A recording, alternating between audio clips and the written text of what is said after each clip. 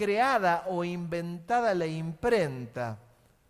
Alguno dice, uy, qué tremendo, qué gran invento. Pregúntele al Señor si no fue de Él el invento, ¿no?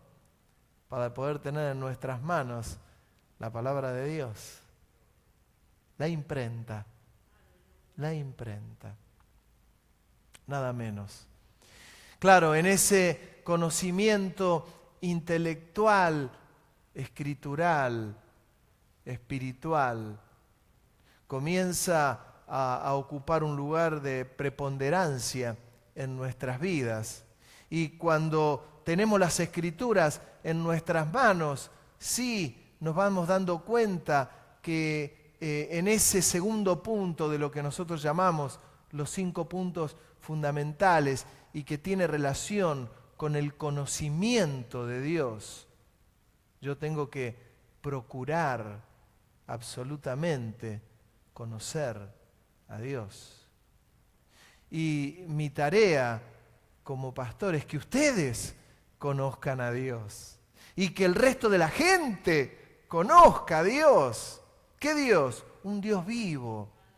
Un Dios vivo donde todo toma un sentido y un color y un calor distinto, donde la palabra de Dios comienza a ser el centro en nosotros, donde descubrimos cosas preciosas. Cuando el escritor del libro de los Hebreos dice, porque la palabra de Dios, dice, es como espada de 2 filos, que penetra hasta lo más profundo y separar el alma y el espíritu, los tuétanos, las coyunturas, discierne los pensamientos, las intenciones del corazón. Descubro en la palabra de Dios que puedo conocer a Dios. Y a través de lo que hemos llamado el primer punto de aquellos 5 puntos fundamentales que tenía relación con la alabanza, con la adoración, con la búsqueda de Dios. Bueno, esto me ayuda tremendamente a conocer a Dios. ¿Y se puede conocer a Dios? ¡Absolutamente se puede conocer a Dios! Si no, estaríamos perdiendo el tiempo. Claro que se puede conocer a Dios. ¿Debo conocer a Dios? Debo conocer a Dios. ¿Y a qué Dios? A un Dios vivo, a un Dios que transforma, un Dios que bendice, a un Dios que obra de manera soberana, a un Dios que en la actualidad trae libertad a la gente. ¿A quién? Al que está sumergido en el pecado y que le perdona sus pecados y lo limpia. Aquel que está metido en huestes de maldad, que aún ha hecho pactos muchas veces diabólicos, y no hay nadie mejor que Dios para romper con esos pactos diabólicos. Y los rompe.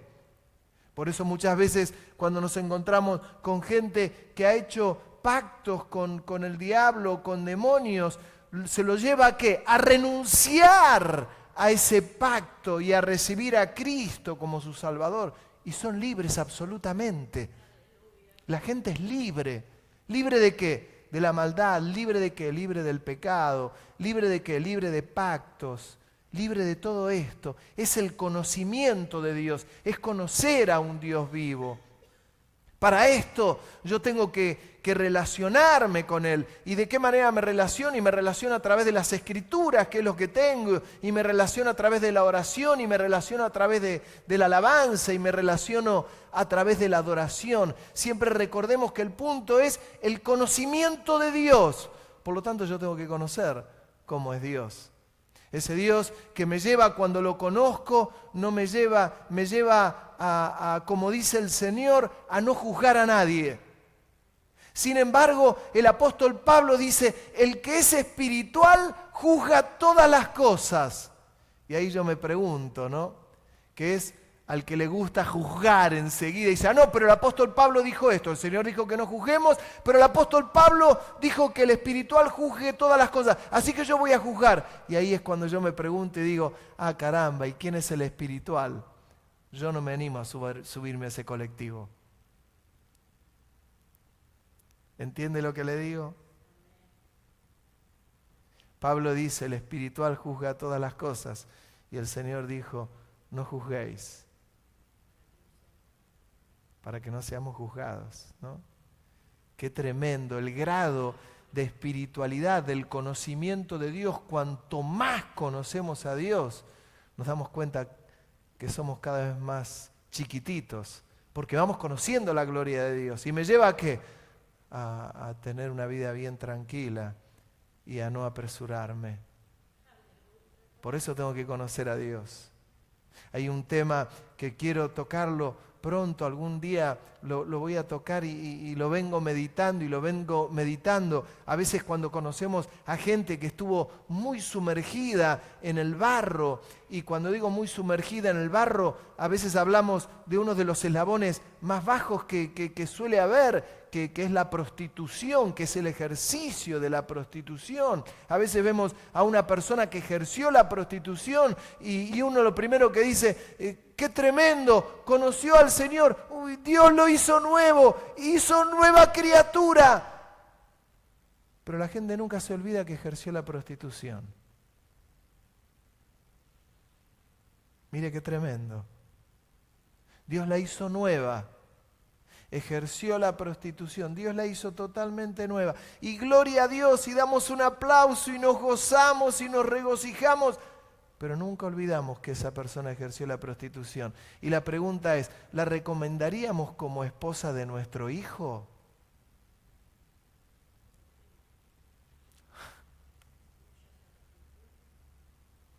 Y la verdad que no, pastor. Pero si Dios la hizo nueva. ¿Pero la recomendaría para su hijo? Y la verdad que lo pensaría un poquito. ¿Por qué lo pensaría? Si Dios la hizo nueva. Qué tremendo. Esta perlita se la dejo para que la mastique y la pueda rumiar bien en su casa. La pueda masticar bien. Qué tremendo que con Jesús estaba María Magdalena, que era una mujer que ejercía la prostitución. Y fue la que fue al sepulcro cuando el Señor fue depositado allí. Y fue la que lo recibió cuando el Señor se le apareció. Qué tremendo. ¿Sabe por qué es esto? Porque tenemos a veces la cabeza muy grande pero el corazón muy chiquitito. Y tenemos que darnos cuenta que Dios hace nueva todas las cosas de verdad. Y que cuanto más conozco al Señor, más chiquitito tengo que hacerme. Y es cuanto más cuidado tengo que tener. ¿No vio cuando usted habla con un intelectual de verdad? Intelectual de verdad. No que leyó Platero y yo y 5 libros más. No, intelectual de verdad, con carreras y todo lo demás. Van a pasar desapercibidos. Y cuando los tienen por personas inteligentes o sabios, van a decir, no, ni me consideres así, porque cuanto más conozco me doy cuenta que menos sé. Cuanto más conozco al Señor, más chiquitito tengo que hacerme, más humilde tengo que ser y menos daño tengo que tratar de hacer. En cuanto al conocimiento de Dios, hay 5 niveles que están de una manera muy clara. Yo les recomiendo a los que han leído el libro Congregados para darle gloria del pastor Papi Prada, Jorge Prada, yo les recomiendo que lo lean de nuevo, pero que lo lean a la luz también de lo que nosotros llamamos esos 5 puntos fundamentales. Hay 5 estados en ese conocimiento de Dios, pero hay 5 estados en la vida de cada uno de nosotros. El primer estado que nosotros tenemos es como hijos de Dios. Diga conmigo, hijos. Justamente en el Día del Padre, hijos. ¿Quién es hijo? Dice Juan en 1:12 que a todos los que le recibieron, a los que creen en su nombre, les dio la potestad de ser hechos hijos de Dios. Hijos, es el primer estado del creyente. ¿Cuándo es ese primer estado? Cuando me encuentro con una persona, le pregunto si quiere recibir a Cristo como su Salvador y me dice sí. Me dice si quiere pedirle perdón por sus pecados y me dice sí. Y le digo que si lo quiere conocer y me dice sí. Y comienza a orar y comienza a pedirle, Señor, perdóname por todos mis pecados, por toda mi maldad, por toda mi inmundicia. Te recibo como Señor, como Rey, como Padre. Y entra, y dice el apóstol Pablo, ustedes lo saben bien, que en Efesios dice que recibimos el sello del Espíritu Santo, las arras de nuestra salvación. No me canso de decir que es esa boleta de teléfono paga con ese sello. Y que te llaman de la telefónica y te dicen, usted no pagó el teléfono. Y uno va a la telefónica y dice, sí, mira, acá tiene el sello. Y en la telefónica te dicen, es verdad, es el sello. Bueno, ese sello que recibimos del Espíritu Santo son las arras de nuestra salvación. Cuando nos morimos, ese sello es el que permanece en nosotros y es el que nos da entrada en el reino de los cielos. No es que estará Pedro con una llave grandota y diciéndote a ver si estás o no estás. No, este es un cuento chino, no sé de dónde salió, pero nosotros cuando nos partamos de esta tierra nos vamos a encontrar con el Señor y es Él el que ve el sello del Espíritu Santo en nosotros y que nos hace aceptos ante Él y nos da entrada a su misma presencia. ¡Hijos! Hijos, hijos, hay gente, sepamos que hay gente que recibe a Cristo como su Salvador, tiene el sello del Espíritu Santo, están con Él y por ahí dejan de congregarse. Pero son hijos. Pero no se congregan, pero son hijos. Es increíble porque en ese libro, Congregados para darle gloria, el énfasis justamente es el de congregarnos, que no hay excusa para no congregarse. En esta congregación o en cualquier otra, pero hay que congregarse. Hay que estar en un lugar, hay que establecer raíces en el lugar. Es penoso muchas veces cuando vemos gente que dejan de congregarse y están en sus casas y están diciendo, no, yo tengo una relación preciosa con el Señor. Es incompleta esa relación con el Señor. ¿Por qué? Porque necesito congregarme, necesito de la confraternidad, necesito escuchar la palabra, necesito alabar al Señor junto con mi hermano, necesito ser edificado. Por eso no hay excusa para no congregarse. Hay cientos de iglesias. En nuestra iglesia hay de verdad muchas congregaciones de todo tipo, carismáticas, no tan carismáticas, tradicionales, de las que ustedes quieran. Bueno, cada uno tiene que tener un lugar para congregarse ahí y echar raíces. Echar raíces. ¿Qué quiere decir echar raíces? Identificarse, ser edificado y tantas cosas más. El primer estado es el de hijo. Todo es hijo. De la única manera que se es hijo es de esta que yo les estoy diciendo. Pero hay un segundo estado que es el de discípulo. Diga conmigo, discípulo, el segundo. Discípulo. Hago así para que ninguno lo tome con algún signo político. Si hago así. Mire, es el segundo, es el de discípulo. El de discípulo es cuando ya toman tiempo con el Señor. Con más razón hace falta congregarse para ser discípulo. Con más razón. Imagínense que el Señor eligió a 12 y con los 12 estuvo todo el tiempo. ¿Y qué hacía con ellos? Les predicaba. Les enseñaba en forma esporádica, alguna vez tomaba a 3, solía tomar a Pedro, a Jacobo y Juan, y lo llevaba aparte en algún evento especial, en alguna oportunidad. Pero normalmente estaba con los 12, iba a un lugar, iba a otro, y los discipulaba. Estuvo 3 años y medio, ese segundo estado, en esos 5 puntos fundamentales y que tiene relación con el conocimiento de Dios. Es el de ser discípulo. ¿Y sabe qué es el de ser discípulo? Le voy a explicar porque alguno por ahí estará pensando, por ahí Abel quiere llevarnos de a 12. No, esto es la iglesia. Yo tuve la dicha de convertirme en aquellos años, en la década del 70, y aún de chiquito cuando iba a iglesia, pero bien de firme en la década del 70, y el discipulado era eso, era congregarnos. ¿Qué era el discipularlo? Estar en los cultos, escuchar las prédicas, atesorar las prédicas. Eso era ser discipulado. Claro que luego comenzaron las casas bíblicas, pero el discipulado era esto. Era esto. No era otro. Era pasar tiempo con el pastor. Era pasar tiempo en la iglesia.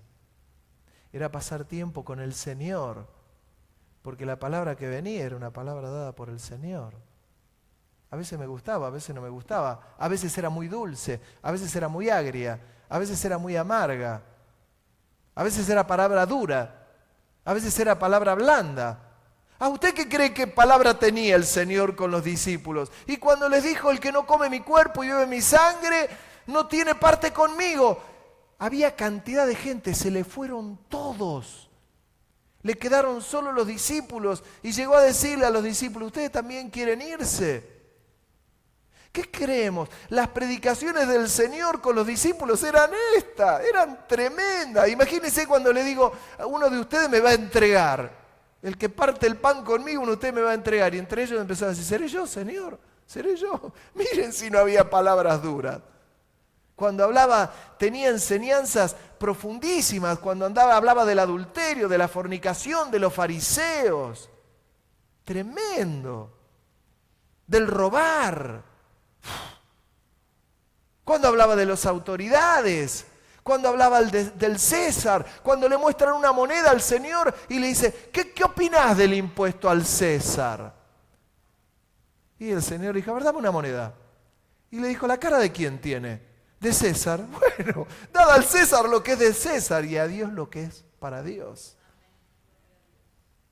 Es tremendo. Y podríamos estar todo el día hablando de las enseñanzas y muchos días del Señor. Sin embargo, esa etapa del discípulo es esta.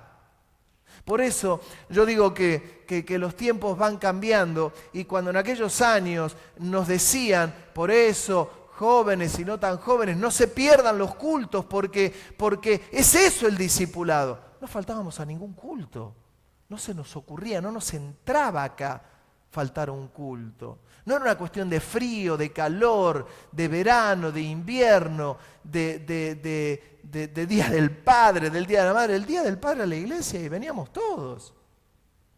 En aquellos años de una iglesia de unas 110 personas, 100 personas, y veníamos todos. ¿Por qué? Porque claro, y había movidas, claro, y había hermanos que dejaban de congregarse, claro que había hermanos que dejaban de... Y había hermanos que cambiaban de iglesia, y había hermanos que cambiaban de iglesia también, claro, pero por eso es el estado en el que uno quiere estar. ¿Soy hijo de Dios? Sí, bueno, pero no me puedo quedar en ese estado de hijo de Dios. Debo anhelar ser un discípulo. Debo anhelar. Miren, yo lo digo, claro, muchos años ya de pastor en la iglesia, uno ve a chicos creciendo y uno va viendo cómo han captado ustedes mismos y hermanos que hoy no están, han captado la visión de la iglesia. Y en esta visión de la iglesia incluyen los 5 puntos fundamentales. Yo puedo hablar de 2 chicos bien puntuales que están acá en medio nuestro, Nico Elizalde o Isaías Amaya.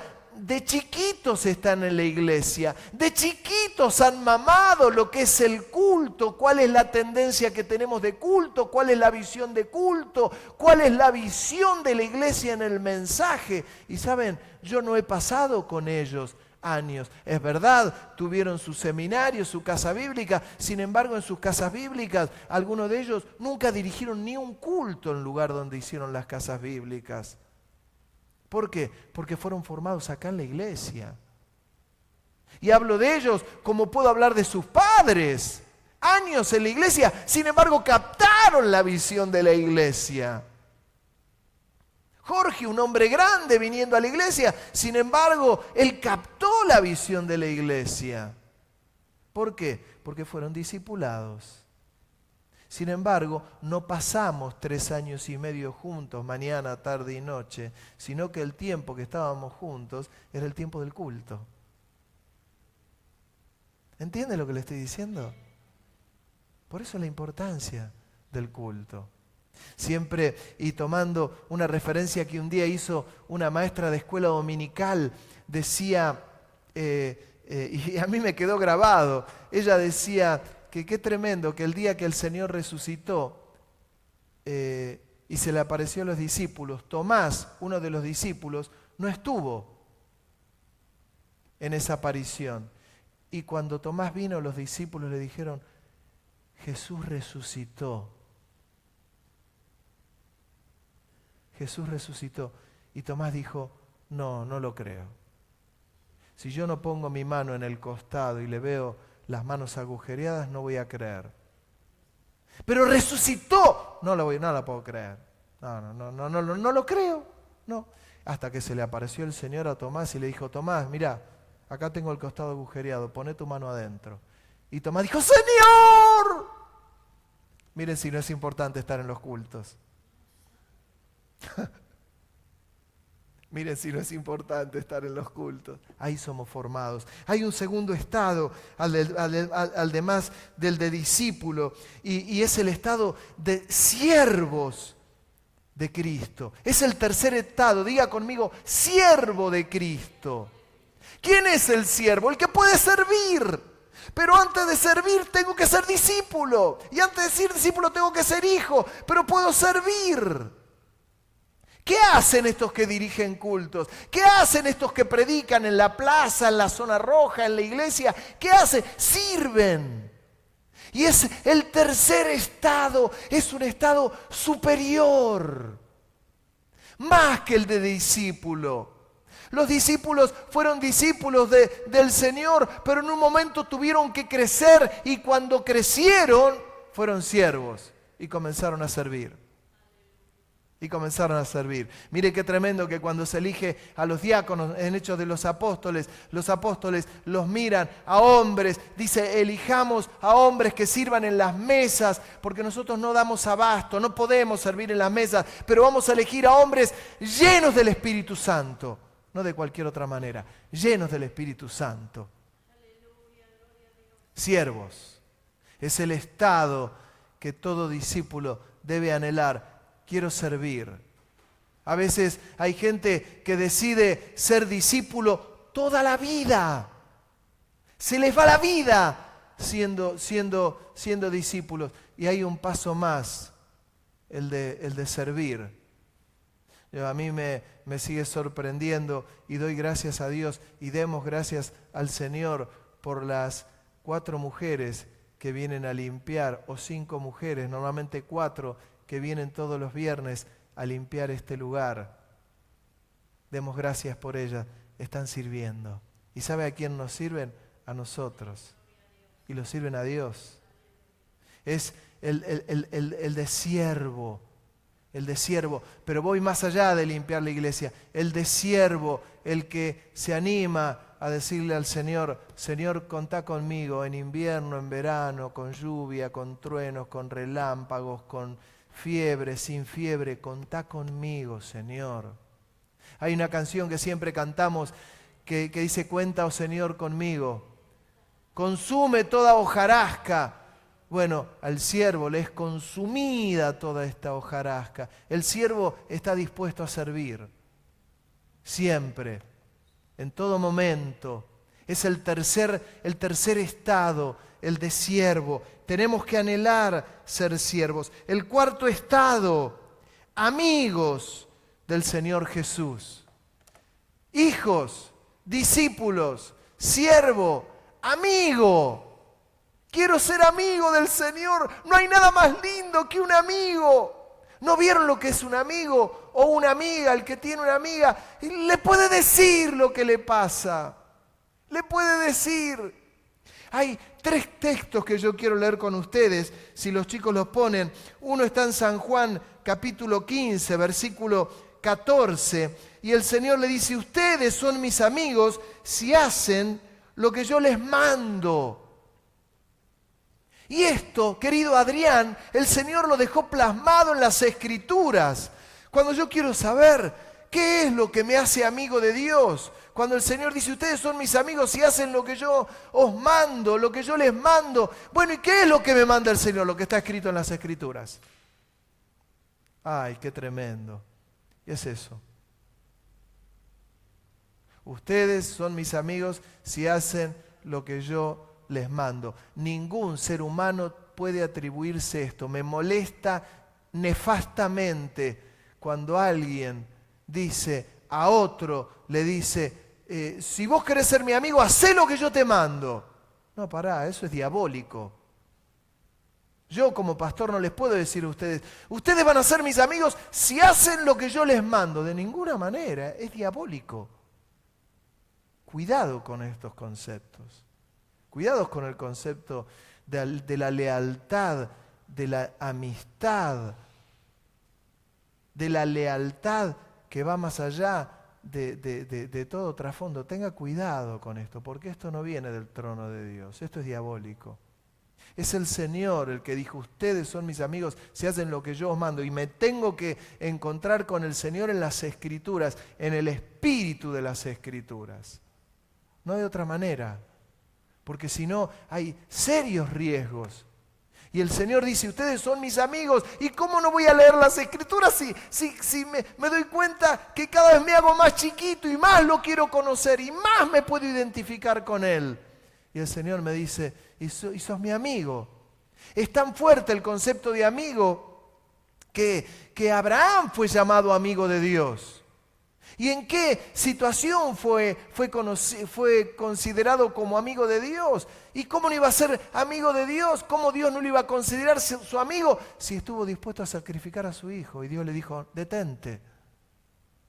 Cuando iba a destruir Sodoma y Gomorra, Dios dijo en ese diálogo de Dios, dijo, le tenemos que decir a Abraham lo que vamos a hacer. Y comenzó y le dijo, voy a destruir este lugar. Y Dios le dijo, pero si allí hubiese 50, 40, 30, 10 hombres justos, no lo destruyas. Y Dios dijo, si hay 10 justos, no lo voy a destruir.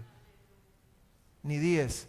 Pero lo que les quiero decir, fue considerado amigo de Dios.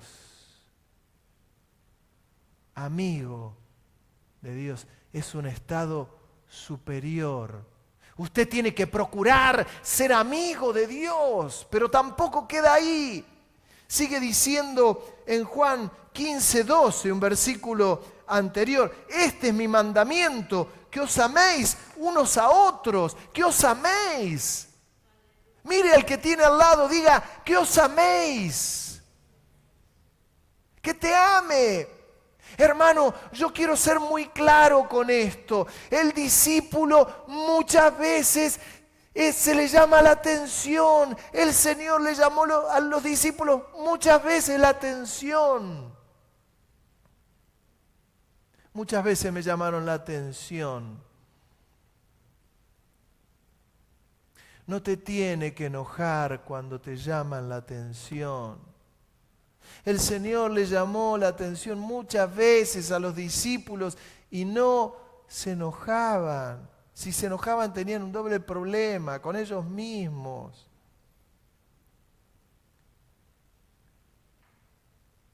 Hay un mandato del Señor de amarnos. De amarnos.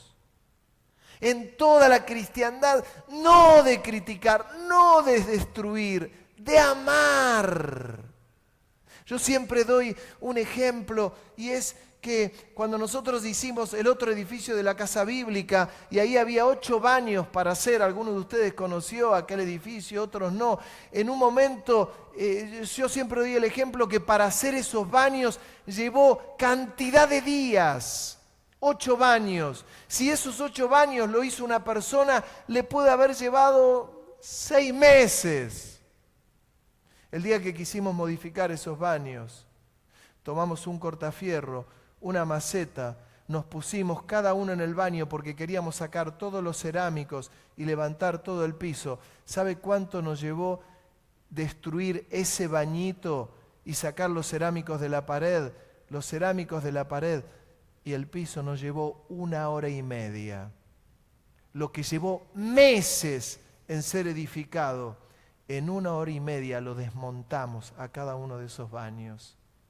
Edificar lleva tiempo, destruir se destruye rápido. Amémonos. Si en algo somos corregidos, no es para nuestro mal, es para nuestro bien. Cuando algo hay que corregir, pues se corrige. Así ocurre siempre.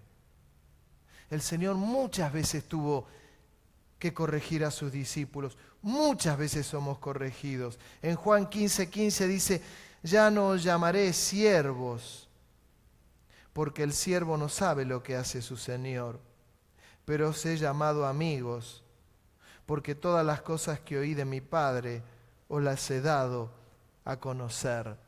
¿Se dan cuenta que el estado de amigo es superior al de siervo? Tengo que anhelar ese estado de amigo de Dios. Y cuando somos amigos de Dios, y el Señor nos dice las cosas. Pero hay un estado superior, que es el de amados de Cristo. Y este es el estado ideal, es lo máximo. No te conformes con hijo, con discípulo, siervo, amigo, pero hay un estado que es el superior y es amados de Cristo. Es el estado más profundo. Yo les invito a abrir, ya terminando en Cantar de los Cantares, en el capítulo 1, versículo 15. Dice, he aquí que tú eres hermosa, amiga mía, he aquí eres bella. Tus ojos son como palomas. Esto es lo que le dice el amado a la amada. Es lo que le dice Dios a la iglesia. Capítulo 2, verso 14. Paloma mía, que estás en los agujeros de la peña, en lo escondido de escarpados parajes, muéstrame tu rostro, hazme oír tu voz, porque dulce es la voz tuya y hermoso tu aspecto. Es lo que le dice el esposo a la esposa, lo que le dice Dios a la iglesia. Yo creo que si ustedes, las mujeres, sus maridos le dicen esto, se derriten. ¿Me equivoco?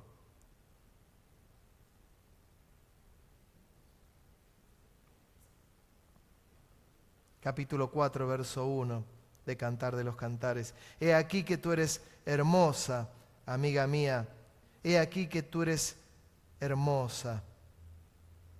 Imagínate, yo le imagino a Diego diciéndole a Alba, es que tú eres hermosa, amada mía. Y que le vuelve a decir, y que tú eres hermosa. Y se lo debe decir. Pero, o Nelson, a Dorita, o todos ustedes, produce algo tan lindo.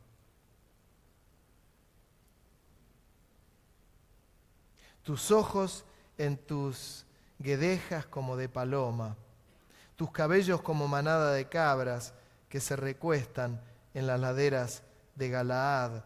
Miren qué piropo. No agarró y le dijo, che, qué vieja que estás, qué gorda que estás. Che, mirá las arrugas que tenés.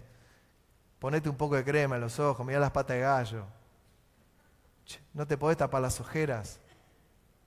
Che, no te podés peinar. Che, ¿cuándo vas a hacer algo? Otra vez. Otra vez. No digo las cosas que la mujer le podría decir al hombre, pero la lista podría ser grande. Pero qué distinto, ¿no? Qué distinto. Es el estado de amados de Cristo.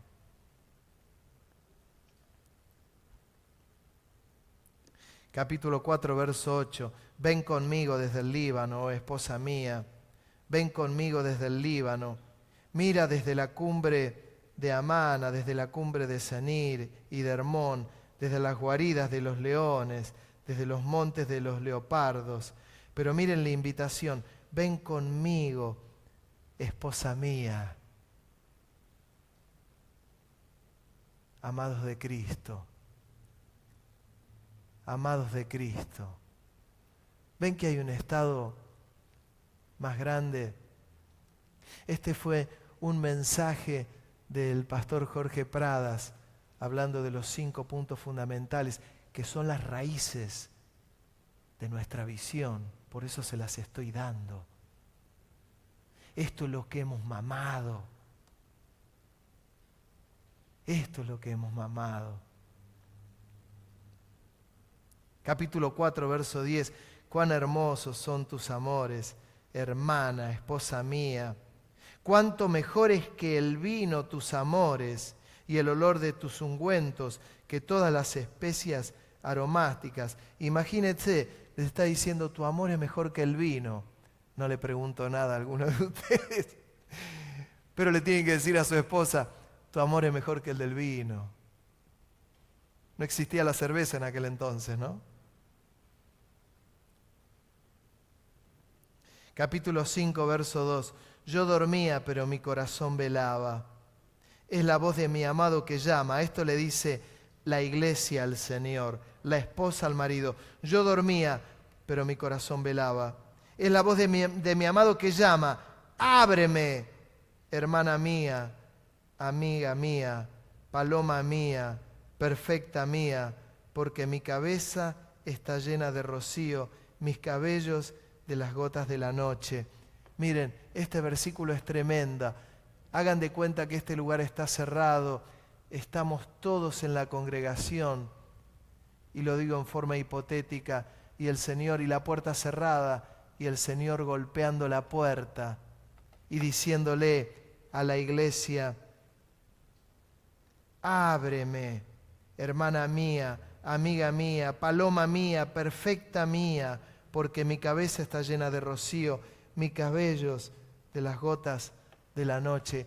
Y la iglesia le abre la puerta. El portero, miren qué importante la función del portero, en forma espiritual lo digo, le abre la puerta y entra el Señor, el Rey de Gloria, que quiere estar con la amada, quiere estar con su amada. En cada uno de estos estados, el de hijo, el de discípulo, el de siervo, el de amigo, el de amado, para todos estos estados hay que congregarse. No hay forma. Yo puedo tener un tiempo de rebeldía, de enojo, de lo que usted quiera, pero yo tengo que congregarme. Siempre, siempre. Por eso ese libro que es unas raíces nuestras, congregados para darle gloria. ¿Sabe? No es un libro exitoso, no es bestseller, no superó los 100.000 ejemplares. No sé si habrán hecho 2 ediciones y fotocopias, se habrán hecho 4.000 libros. No es exitoso, pero nos habla de lo que es la iglesia. Es precioso. La iglesia es preciosa y estos estados es los que tenemos que lograr. Por eso, ¿dónde ven ustedes que me siento? No me siento en un lugar donde no vea la iglesia, me siento donde pueda ver la congregación. Y cuando veo que a alguno le cuesta, trato de ayudarlo. Por eso me aflige cuando estamos en el culto y algunos se ponen a cuidar los nenes. No cuiden los nenes, dejen que los padres cuiden a los nenes. Métase en el culto. Y que los padres procuren que esos nenes los tengan acá. Por eso a mí no me preocupa cuando está el hijo de Lais y de Germán, Lautaro, Lauti por acá, caminando acá adelante. No me preocupa. Me preocupa cuando está atrás y alguno de nosotros nos distraemos para tenerlo. Nosotros tenemos que estar acá. ¿Entienden? ¿Entienden lo que le digo? No me preocupa que un bebé venga y esté en el culto y esté por acá. Sí, procuremos que no esté haciendo todo el tiempo monería porque la gente se distrae toda. Pero si está tranquilo, déjenlo. Tenemos que estar acá. Necesitamos músicos que no sean hijos, que sean amados del Señor, el otro extremo. Directores que sean amados del Señor. Diáconos amados del Señor. Toda la congregación amados del Señor. No es una cuestión de escalafones. Amados del Señor. Termino leyendo un texto de Eclesiastés, capítulo 4, versículo 9, mientras vienen los músicos.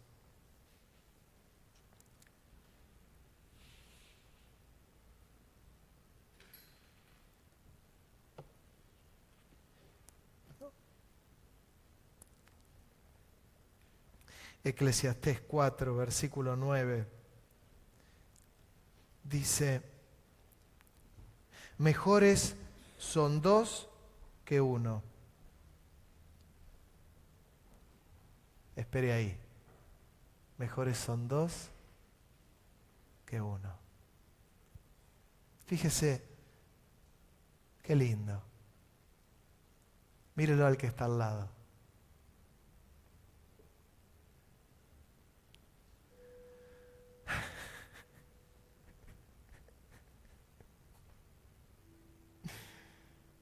Mejor son dos que uno.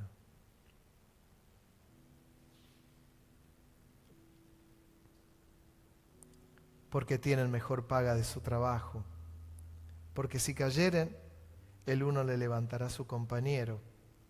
Pero hay del solo, que cuando cayere, no habrá segundo que lo levante. También, si dos durmieren juntos, se calentarán mutuamente. Mas, ¿cómo se calentará uno solo?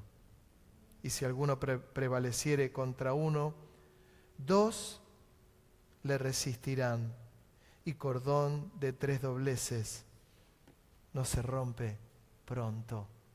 ¿Saben? Eso es la iglesia. Esa es la iglesia. Esta es la iglesia. ¿Qué quiere decir eso? Que si yo estoy en mi casa enojado con la vida, enojado con mi hermano, me pateo la pera, pero estoy solo, ¿quién me levanta cuando me caigo? No entendiste nada. Si estoy rebelde en mi casa, el Señor me va a dejar rebelde en mi casa. Me va a dejar solo, rebelde, enojado. Pero si estoy de verdad congregado y pertenezco, esa es la diferencia. Es la iglesia. Estoy rebelde y enojado, pero en la iglesia. Pero estoy en la iglesia. Y algo va a pasar. Y algo va a pasar. Y en un momento, en un culto, en una prédica, en un abrazo de un hermano, en una palabra suelta, en un salmo que leyó un hermano en la iglesia. Cómo extraño los salmos que leía Amparito. Ya está en la presencia del Señor, en medio del culto. Ella abría la Biblia y tac, y nos leía un salmo. Tac, siempre daba la tecla. O Celia, ¿se acuerdan de Celia? Ya en la presencia del Señor. O de Mariano Bosch, ya en la presencia del Señor. O de Amparito, ya en la presencia del Señor. Yo no me olvido. De Eva, ustedes no la conocieron, ya en la presencia del Señor. Esa es la iglesia. ¿Cuánto edificaron la iglesia esos hermanos? En forma anónima, silenciosa. ¿No es cierto? 5 estados: hijos, discípulos, siervos, amigos, amados, amados del Señor. ¿Quiero crecer de verdad? Necesito iglesia. Mucha iglesia. Yo los animo. Yo los animo mucho, mucho, mucho. Inclina tu cabeza unos momentos. Aleluya. El domingo que viene veremos un punto 3, que es la identificación con Dios. Esta mañana que tenemos la cena del Señor, me ayudan, si pueden algunos.